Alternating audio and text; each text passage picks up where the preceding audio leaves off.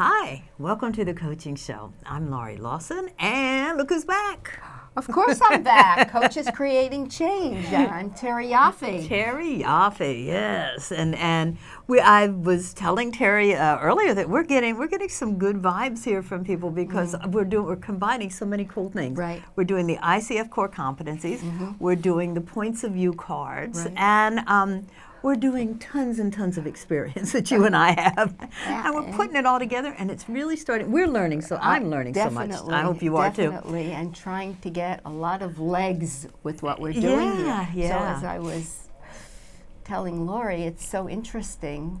So the core competency, the first part is setting the foundation, and our first show was Journey, and what was that about? It was starting the journey, Yes, and exactly. then And the second, which we did last time, was establishing the coaching agreement, which we called Beginnings on the that. cards, right? And now we're into my perspective, one of the very The key most areas, important. co-creating the relationship, which is establishing trust and intimacy. And of course, Marvelous Points of View has two cards, one for trust and one for intimacy. But Terry's philosophy is that this is really, without this, you don't have anything. So that's definitely expand on that. Well, I will. I'm going to read the Okay. competency, All right. which is creating a safe, supporting environment that produces an ongoing mutual respect and trust and an alliance.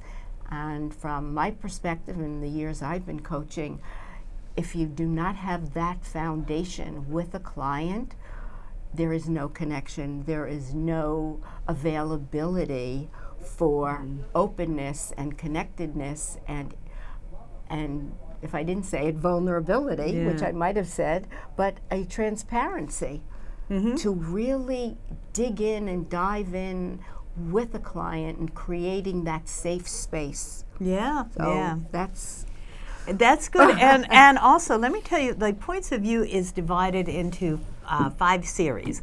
And the series are Journey, Doing, Just Be, Difficulty, and Opportunities. And oddly, and it's so perfect, Points of View is so perfect, but so oddly enough, trust is a part, and this is the card for trust. Remember when people go behind you and go, guess who? But anyway, trust is a part of the Just Be series. It's like, just be, just trust. Go ahead and well, Terry will tell you some of the quotes she loves on that. And then intimacy, and I had never looked at it like this until I realized that it was a part of the opportunities. And it's like vulnerability and intimacy is an opportunity. If you want to pass it up, it might be somebody sitting next to you on the subway. You might want to pass. That's okay. But when you're dealing with somebody that you really want to have a relationship with, it's a fantastic opportunity. I agree. And you know, when we talk about trust and intimacy, Brené Brown comes to mind with all of the books she's written on this very subject, especially vulnerability, because people always want to steer clear. I mean, who wants to feel open and, vulnerable when she talks about that it's a strength to be able to be vulnerable and, well, depending on where you're going to choose to be vulnerable, but getting into a coaching relationship, so that's co-creating, both the coach and the client have to be willing to be vulnerable. And, the thing is that when Laurie and I came up with this idea, our idea was getting under the covers. Right. We even bought the domain. Right. We didn't do anything with it, but we bought it under the covers. Exactly. And this is really how much more intimate can you be than really using that as a metaphor, of course, getting into the covers with your client. Yeah. Well, yeah, and I think you're right. I think the first step where you trust is that the fact that you go, okay, you know what, something needs improvement, something's not working. I'm going to get a coach, and I'm going to hopefully do the work. I mean, a lot of people, I don't know what they think coaches do, but sometimes they go, wow, wait a minute, this was not what I expected, which is good, because you shouldn't expect it. But I think actually the decision to get a coach, I think, is probably the first step. And you liked Martin Luther King's quote about... that's in trust, or both, which I love. Faith is taking the first step, even if you don't see the whole staircase. Exactly. It's like, out here something is not exactly the way you want it, and you're here, and it's like, all right, I'm going here, and let's see where I end up. It's kind of, it's a scary proposition, but I think if you wait for things to be exactly right, why would you bother? Things are exactly right. So. And even that is a wall. Well, if it's perfect and it's right and nobody sees the holes, then, my hunch is people say, okay, I'm going to hire a coach because I need to fix or handle or get a better grip on A, B, C, D, something at work or something in their personal life. And I think that they are amazed, and they already stepped into it at what it actually is and what really takes place, because they see it one way, most, but they don't see what really takes place where there isn't a trust. There has to be a trust and intimacy for a client to really undress, so to speak. She's got that on the mind, huh? Okay. Under the covers and undress. Right. It's really not what coaching's about. Right. Well, only metaphorically, yes. Exactly. But that they feel safe enough to open up their soul and allow somebody to see them for who they are, because in a lot of cases they've been hiding it for so long. Or they don't know. They don't know. Well, we were talking, it's funny, we were talking about the irrational beliefs that we have today, and we can't figure out where they came. We're blaming our mothers for everything, but we can't figure out where they came from. It's like, why am I doing that? That makes no sense, but we still do it. So you just don't know. You have to start digging and find out what's going on. And there's a fine line between coaching and therapy. Yes. So, we're not therapists. However, there's a lot of connection to behavioral patterns that take place, and people aren't aware. I remember having a client, and she was, when we first got started, so negative, and she had no clue until I made her aware of that she sounded negative, and what? And once she said, oh my God, had not a clue that that's what she was. And when we opened that door, she was able to see it and not run away or say, okay, bye. But, which some people do, but willing to look at it and say, oh, you're right. I never, ever thought about it. Amazing.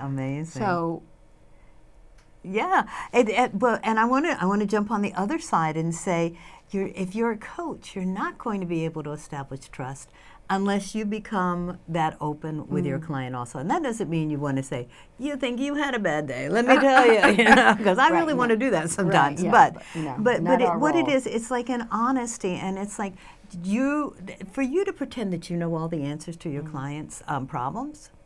That's not. You're not establishing a partnership. You're establishing, it's like, I'm the authoritarian and I'm going to tell you what you need to do. And we fight that. And that's I fight that. That's a consultant. Yes, I fight that. It's like, I know how to solve this problem, Right. but it's like, I know how to solve it for me. Right. So you've got to establish the trust that your client has, the wherewithal and the answers to figure this out. You just have to guide them and ask the right questions so that they can figure out what's going on inside them. Exactly. Yeah. So it's a balance of trust. And one of the questions in Points of View, because Points of View has fantastic quotes and questions, is how do I remind myself to trust? And I'll answer for that. And then if you have a way, it's like I have a couple of mantras. when it concerns me personally, I'll just go, the universe has my back. Just relax. It's all going to work out. Or things always work out for me. And it just sort of like, okay, you know what? Or I think what you're really saying is, whatever it is, I can deal with it. I can figure it out. I've lived this long. Right. I can figure this out, right? I've got to have some experience there. And have whatever you need to do, it could just be an image that you have of something that would get you to remember to trust. I hear you and agree with you totally. My sense is that these two words, trust and intimacy, are stumbling blocks, I think so, for a lot of people, including coaches, by the way. Oh, yeah, absolutely. We are not perfect yeah. by any shape. And, you know, it's sometimes when the odds seem so stacked against you, it is so difficult to trust. Yeah. So difficult to trust. And one example I remember, for me personally, is when I went through my certification to become a certified coach. It was a 6-month program, and they sent me this book, this manual. It was this thick, this thick, and I took it out, and I looked at it. I put it down. I went into my bed under the covers, and I started to cry because I thought, how am I ever going to get through this? It was overwhelming. And then I thought about it, and I got up and I said, okay, we're going to do piece by piece by piece. Little steps. Right, little steps. And I said, I could do that. And then I could trust myself. And it's such an example of clients, and I'm sure you have the same thing, Absolutely. where they come to you, and I always use Mount Everest because I do have a friend that climbed it, and I know the arduous task of preparing and doing it, but that's where people come from when they see something. Yeah. But if you start to say, okay, what if we broke it down into little bite-sized pieces? You know, what would that be like? I can do that. Yeah, yeah. So, Chunk you know, it up. that's right. So that's where we can start to trust ourselves, when we can see we can do it. Right. And make it made attainable and Right, make it a attainable. process, because a lot of times people are going to, I know the question that gets the deer in the headlights look is like, what do you want? And it's like, what do I want? I don't know. I never thought about it. Well, let's take it a little step at a time, and let's get you this, and then we'll see how you get this. Right. And it's breaking it down. Right. But it really, I'm starting to agree with Terry, because she's saying, you know what, if you don't have this, it's like the work that gets done isn't really authentic. Right. Yeah. It's just chatter, I think. It's real chatter. And it's rationalization. Let me tell Right. you why I do that. Let me explain. Let me tell you Right. why this is Right. happening. You know, whereas and yes, everything could be happening at your job or in your relationship, but it's like really the only thing you can control is you. So what's happening with you, right? Exactly. Yeah. Yeah. Well, I am a control freak. Will admit that. And when things don't do anything that I can control, I was really ill last year. I had a burst appendix. Well, that was something I couldn't control, but it left me vulnerable. That there are things I can't control. My clients, I can't control, you know, my health, Right. unless it's something I can take care of. You can do preventive, but you can't. Exactly. You can't operate on your No, appendix. no. Don't do that. So, it's and it's coming to the coaching, being open and willing to allow whatever comes in, that the space. Space So is that's safe, where yeah. this is all about. The coach creating a very safe space for the client to come in and to be trusting and to be intimate, which all is about being vulnerable. So I definitely feel this is the foundation and one of the strongest cornerstones to creating the connection with the client that's really essential in this two-way partnership is what I call it, and that's what it is, so that a client can change and transform. Right. Well, as Tina Turner said, not quite this way, but what's intimacy got to do with it? One of the questions, and points of view, is like, what's so wrong about being intimate? Why do we fight that so much? And I love looking at it as an opportunity, an opportunity to get to know someone really deeply, an opportunity to get to know yourself really deeply, and sometimes that's the first step. It's just getting to know yourself, and then when you do, it's like, okay, I'm not that bad. I can share this with the rest of the world. I think, and I remember there's an exercise, and I'm sure with IPAC, where I graduated from coaching, and Terry with CTI, there's an exercise where you realize that I don't know, everybody shares whatever their boogaboos are, and it's like, oh, you feel that way too? I thought I was the only person in the whole wide world. Right, yeah, exactly, and that's interesting.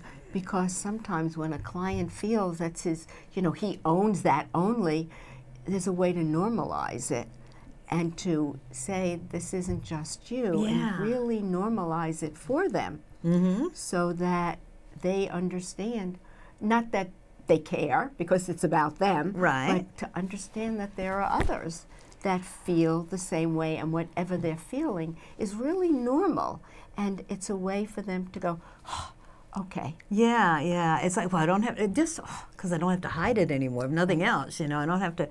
I can sort of start taking that wall down. But I think with the core competency, it's like it's supporting your client, and it's also validating them. This is not abnormal. This is like a normal feeling, and just really showing that I'm responding to you as an entire person, and that means you are going to have faults, and you are going to have things that you don't like or that you're embarrassed about, but it's okay, because this, like Terry keeps saying, you create this safe environment, and then the work can get done. You don't have to keep spending time building your wall and going, oh, I hope she doesn't find out that. And sometimes I will ask my clients, it's like, what question do you wish I wouldn't ask you? And then I ask them. It's like, it's that's a good one. Let's get that over with, and then now we can move on and get some work done. But it takes trust and intimacy to get that done. I have another little quote. Oh, okay. It's not really a quote, but it's, important that we journey with our clients to the core of their being. And the only way to really do that is to, again, I'm going to use it, get under the covers with them and to get trustworthy and intimacy. They go together. Yeah. And they go hand in hand. And if you can co-create that type of relationship, it's magical. Yeah. It's magical, and it's for both of you, for both the coach and the client. Yeah. And they look forward to coming to the call instead of dreading it. And really, okay, I'm ready to roll up my sleeves and figure out what's next. Yeah. And that when this is established, a coach can say to a client something like, if they tell a story that doesn't ring, I'd like to challenge you to that. Or to really tell them, wait a minute, this is what I seem to be hearing. And it could be really getting to the heart of who they are, and they won't run away because they trust someone enough to hear. And what just came up for me was clients want to be heard. Yes. Heard yes. and listened to, which is what nobody does anymore in the No, world. and Nobody I was listens. amazed. I said, really, people are going to pay for that? And then it's like, well, psychiatrists have been onto this for ages. Of course people are going to pay for that, Yeah, why should, That's a different format. Different format, but nonetheless, their job is to listen and to solicit that. And on the other side, the coaches live for aha moments, not their aha, but a lot of times you share them. But for your client to go, oh, okay, it's the first time I ever looked at Right. it that way, or I thought of it that way, and so you get rewarded when you do a good job coaching, and that's again the trust. It's like you got to get that. So let me ask you, because I know you deal with corporate people a lot. What do you do if you feel that people are resisting trust and intimacy? Because we all think corporate cold and heartless, but I keep telling people, corporate people are people too. They more than anybody else might need the help. But what do you do when I know you don't cut them off immediately. Well, if No. you're not going to do that, so what do you do there? So when I do work with entrepreneurs or people in business, the difference is I don't go into corporations primarily. So people come out from the umbrella of the corporation. They don't have... It's a big step for them Right, too. right. Yeah. And they are paying for it on their own. So there's no third party that they have to deal with. Right. So it's very different because it's not like going back to the person that hired you. So they're basically on their own. And I also work with some small companies where, again, it's the structure. They don't have to go to somebody. So they are willing to open up. However, some of them tend to be a lot of hot-headed, not hot-headed, but they don't want to hear it. You know, they've got egos. Right. And it's a delicate dance. You know, I find that you corporate do with people, them. like you said, they step out and then suddenly they're allowed to become people. Now, whether they feel comfortable and trust that they can do that, it's a whole different game. It takes time. I had Yes. a client in Germany. He was German, and he really didn't want to do the coaching. He did, swallowed his pride. He thought, well, she speaks English. I do speak English, but I speak German better. And he was a tough nut. But after a few sessions, again, we built a trust and a good relationship that he was willing to open up, I think, as best as he could. Oh, Everyone's got absolutely. their own limits. Not everyone is so aware, Yeah. and you have to meet them where they are and not have an expectation that they are a lot further along than you might be.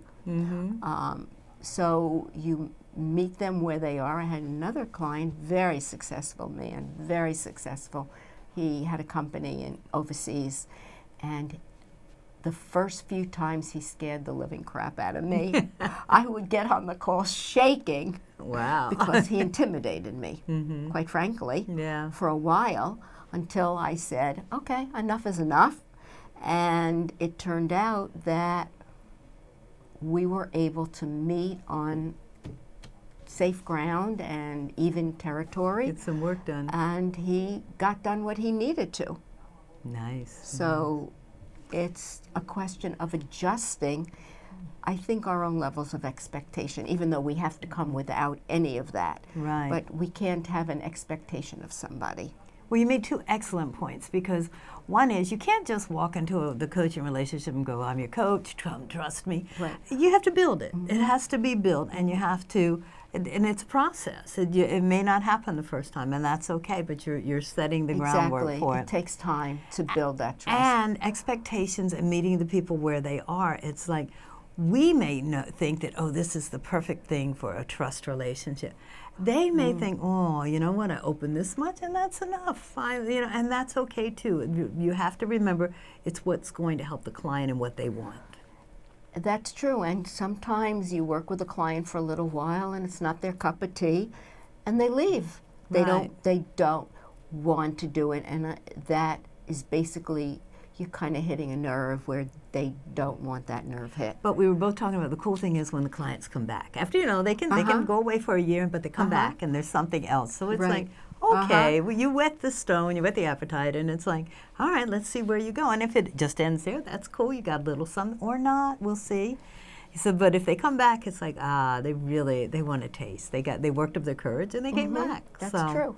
Yeah. That's true. It's again, it takes courage, I think, personally, to really be willing to step into that safe place, because The leap. They are now just like going Martin Luther King, right, the leap without knowing right, exactly where right, you're going. But they know I need to change something. I'm skeptical.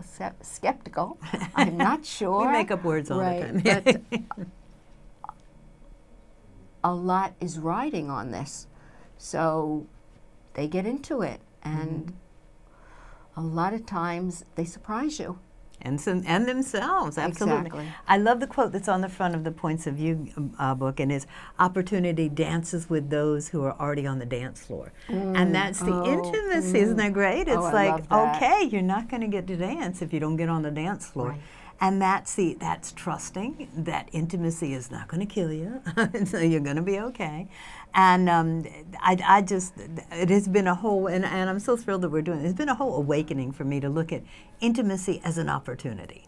It's like, this is a great opportunity. And so get on the dance floor and dance and let a little bit of yourself out and see where you end up. Yeah. It's kind of exciting here.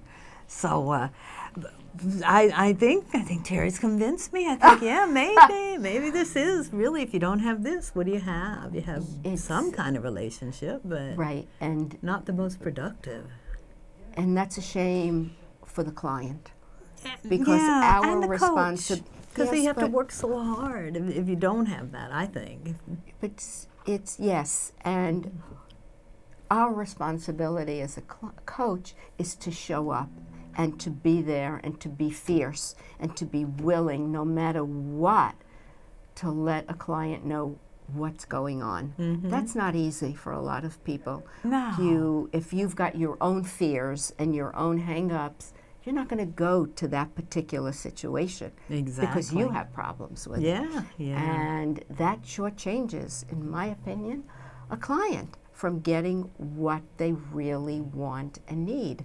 And, that's our job, is to be tough when we need to be a cheerleader when we need to be. Right. And to help someone. Yeah. And it's funny, IPEC has their favorite watchword is fearless. Be fearless. And it's like, and it's not only fearless, don't be afraid. I was raised down south, so it's like, that's not your business. Don't ask people. And I have to fight that all the time. It's like, oh, it is my business. Wait, I do get to ask you these questions. But it's like, be fearless in helping your client. It's like, go there. And if you make a mistake, that's cool. Tell them. It's like, whoa, okay, sorry. Let's go somewhere else. It's okay to not know all the answers. We're not supposed to know any answers. Exactly. And I think we don't know nothing. No. Also great is being fearless in life. Yeah. Even if you're not a coach, what can you do and go out there and be fearless? Yeah. And whether you're a coach, a client, or just someone out in the street, how could you be more trusting and have more intimacy in your life? I think we're gonna stop Coaches Creating Change on the word fearless and tell you to trust and go ahead and be intimate, and we will see you next time. See you in March. Okay, thank you, Terry. You're welcome.